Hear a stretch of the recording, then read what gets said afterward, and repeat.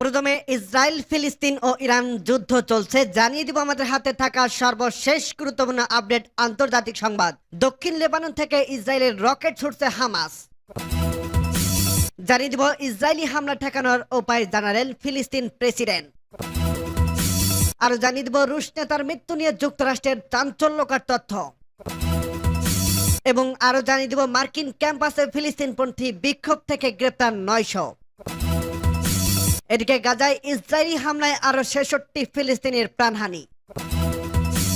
এবং সর্বশেষ জানিয়ে দেব গাজায় গণহত্যা বন্ধের আহ্বান জানালো উত্তর আয়ারল্যান্ডের ফার্স্ট মিনিস্টার। শুনছিলেন সংবাদ শিরোনাম, এরপর বিস্তারিত। তার আগে অনুরোধ থাকবে, ভিডিওটি যদি ভালো লেগে থাকে ভিডিওটিতে একটি লাইক এবং কমেন্ট করে জানিয়ে দিন ভিডিও সম্পর্কে আপনার মূল্যবান মতামত, এবং আরো কমেন্ট করে জানিয়ে দিন ভিডিওটি আপনি কোথা থেকে দেখছেন এবং শুনছেন।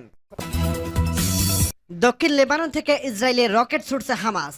হামাসের সশস্ত্র শাখা জানিয়েছে তারা দক্ষিণ লেবানন থেকে ইসরায়েলের রকেট ছুটছে। আল জাজিরার খবর অনুসারে আল কাসাম ব্রিগেড বলছে তারা দক্ষিণ লেবানন থেকে এই হামলা চালিয়েছে। ইসরায়েলি সামরিক অবস্থান লক্ষ্য করে এই রকেট হামলা চালানো হয়। এক বিবৃতিতে গোষ্ঠীটি লেবানন শাখা জানিয়েছে তারা কিরিয়াত শামেনা এলাকায় ইসরায়েলি সেনা ঘাঁটি লক্ষ্য করে হামলা চালিয়েছে। এদিকে ইসরায়েলি সেনাবাহিনী বলছে বেশিরভাগ প্রজেক্টাইল ধ্বংস করা হয়েছে, আর কিছু খোলা জায়গায় পড়েছে। আইডিএফ জানিয়েছে রকেটের উচ্চ গোলাবারুদে করা হয়েছে। হামাসের রকেট হামলার ক্ষয়ক্ষতির তথ্য জানায়নি ইসরায়েল। সূত্র আল জাজিরা। ইসরায়েলি হামলা ঠেকানোর উপায় জানালেন ফিলিস্তিন প্রেসিডেন্ট। টানা 7 মাসের ইসরায়েলি হামলায় পুরোপুরি ধ্বংসস্তূপে পরিণত হয়েছে গাজা উপত্যকা।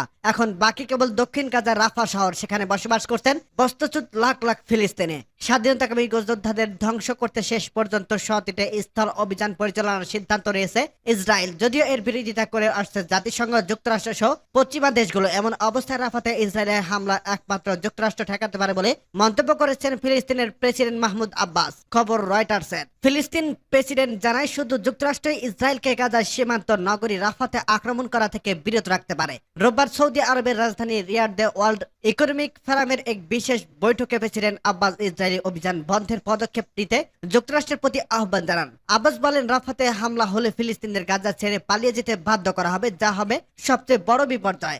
গাজা থেকে হামাসের সবশেষ ব্যাটালিয়নগুলো ধ্বংস করতে রাফা শহরে স্থল অভিযানের সিদ্ধান্ত নিয়েছে নেতানিয়াহু বাহিনী, যদিও এলাকাটিতে নিয়মিত বিমান চলাচল চালিয়ে যাচ্ছে ইসরায়েলি সেনাবাহিনী। গাজার স্বাস্থ্য মন্ত্রণালয় জানিয়েছে উপত্যকাটিতে ইসরায়েলি আক্রমণের ফলে এখন পর্যন্ত 34,000-এরও বেশি মানুষ নিহত হয়েছে, যাদের বেশিরভাগই নারী ও শিশু। এছাড়া আহত হয়েছে আরো 77,000-এর বেশি মানুষ।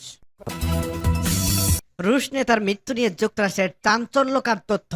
চলতি বছরের ফেব্রুয়ারিতে রাশিয়ার একটি কারাগারে বন্দী অবস্থায় রহস্যজনকভাবে মৃত্যুবরণ করেন প্রেসিডেন্ট ভ্লাদিমির পুতিনের বিরোধী রাজনৈতিকবিদ অ্যালেক্স নাভালনি। এরপর তার মৃত্যুর জন্য এককভাবে পুতিনকে দায়ী করে আসছে মার্কিন প্রেসিডেন্ট জো বাইডেন সহ পশ্চিমা নেতারা। তবে সম্প্রতি রুশ এ নেতার মৃত্যু নিয়ে উঠে এসেছে চাঞ্চল্যকর তথ্য। মার্কিন গোয়েন্দারা জানায় নাভালিকে হত্যার জন্য পুতিনকে কোনো নির্দেশ দেননি। আমেরিকার সংবাদ মাধ্যম দ্য ওয়াল স্ট্রিট জার্নালের এক প্রতিবেদনে এমন তথ্য উঠে আসে। নাভালনির মৃত্যুর পর ঘটনার সঙ্গে জড়িত থাকার কথা অস্বীকার করছে রুশ প্রেসিডেন্ট দপ্তর ক্রেমলিন। এমনকি তার মৃত্যুকে দুঃখজনক বলে মন্তব্য করেন পুতিন। তিনি জানান বন্দি বিনিময় চুক্তির আওতায় নাভালিকে পশ্চিমা দেশের হাতে তুলে দিতে প্রস্তুত ছিলেন তিনি। তবে এক্ষেত্রে শর্ত ছিল নাভালনি আর কখনোই রাশিয়ায় ফেরত আসতে পারবেন না। নাভালনির মৃত্যুর বিষয় নিয়ে ব্যাপক তদন্ত শুরু করে পশ্চিমা গোয়েন্দারা। প্রায় 2 মাসের তদন্ত শেষে গেলে শনিবার মার্কিন গোয়েন্দা সংস্থাগুলো জানায় নাভালনিকে হত্যার সরাসরি নির্দেশে পুতিন দেননি। তবে কি কারণে বা কিভাবে নাভালনির মৃত্যু হয়েছে তা উল্লেখ করা হয়নি। এদিকে মার্কিন গোয়েন্দা প্রতিবেদনে ভিত্তিহীন অনুমান করে উল্লেখ করেছেন ক্রেমলিনের মুখপাত্র দিমিত্রি পেসকভ। রুশ এ কর্মকর্তা জানান প্রতিবেদনটি তার নজরে এসেছে, এটি মানসম্পন্ন কোনো অনুসন্ধান নয় যে তাতে মনোযোগ দেওয়ার দরকার আছে। মার্কিন ক্যাম্পাসে ফিলিস্তিনপন্থী বিক্ষোভ থেকে গ্রেপ্তার 900।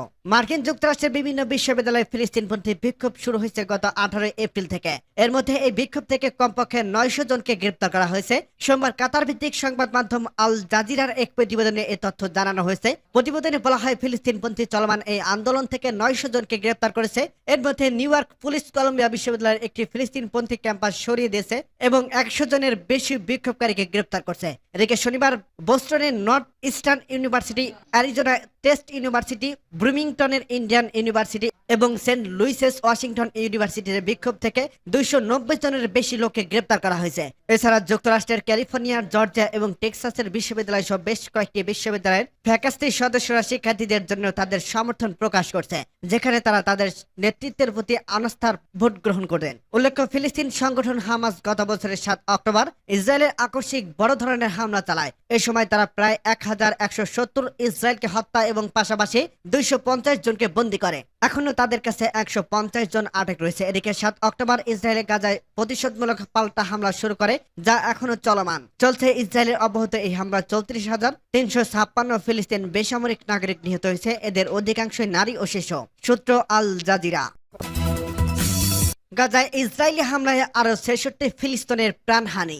গাজা উপত্যকায় ইসরায়েলি হামলায় গত 24 ঘন্টায় আরো অন্তত 66 ফিলিস্তিনি নিহত হয়েছে, আহত হয়েছে আরো 138 জন। গাজার স্বাস্থ্য মন্ত্রণালয়ের বরাদ্দে আনাদোলু এজেন্সি এ তথ্য জানিয়েছে। মন্ত্রণালয়ের এক বিবৃতিতে বলা হয়েছে, ইসরায়েলি দখলদার বাহিনী গাজা উপত্যকায় বসবাসরত পরিবারের উপর 7টি গণহত্যা চালিয়েছে। এই হামলায় গত 24 ঘন্টায় 66 জন নিহত এবং 138 জন আহত হয়েছে। এতে আরো বলা হয়েছে, অনেক মানুষ এখনো ধ্বংসস্তূপের নিচে এবং রাস্তায় আটকে পড়ে আছে, কারণ উদ্ধারকারীরা তাদের কাছে পৌঁছাতে পারছে না। ফিলিস্তিনের স্বাস্থ্য কর্তৃপক্ষের মতে, আন্তর্জাতিক আদালতের একটি অস্থায়ী রায়কে লঙ্ঘন করে ইসরায়েল গাজা উপত্যকায় হামলা অব্যাহত রেখেছে। 7 অক্টোবর থেকে শুরু হওয়া এই হামলায় কমপক্ষে 34,456 জন ফিলিস্তিনি নিহত হয়েছে, যাদের বেশিরভাগই নারী ও শিশু।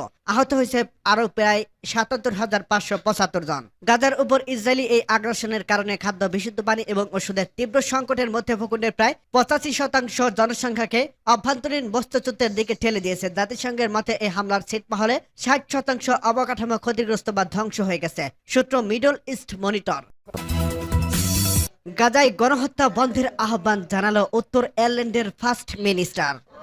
গাজায় গণহত্যা বন্ধের আহ্বান জানিয়েছে উত্তর আয়ারল্যান্ডের ফার্স্ট মিনিস্টার মিশেল ওলি। তিনি বলেন, আমরা সবাই উদ্বেগের সাথে প্রত্যাখ্যান করছি যে গাজায় নৃশংসতম গণহত্যা চলছে, এটি এখনই বন্ধ করা দরকার। লন্ডনে ন্যাশনাল মার্চ ফর প্যালেস্টাইনের আগে আনাদোলু এজেন্সির দেওয়া এক সাক্ষাৎকারে এমন মন্তব্য করেন তিনি। সেখানে তিনি আরো বলেন, ফিলিস্তিনের গণহত্যা বন্ধের দাবি হাজার হাজার লোক আবারও রাস্তায় নেমে এসেছে। এই দৃশ্য দেখে খুবই ভালো লাগছে। এ সময় ফিলিস্তিনের জনগণের সাথে সংহতি জানিয়ে সমাবেশে উপস্থিত হতে পেরে গর্বিত বলে জানান তিনি। এ সময় আন্তর্জাতিক সম্প্রদায়কে এই গণহত্যা বন্ধের এগিয়ে আসতে বলে মন্তব্য করেন। ইসরায়েল সম্পর্কে যুক্তরাষ্ট্র সরকারের অবস্থান নিয়ে করা এক প্রশ্নের জবাবে তিনি বলেন,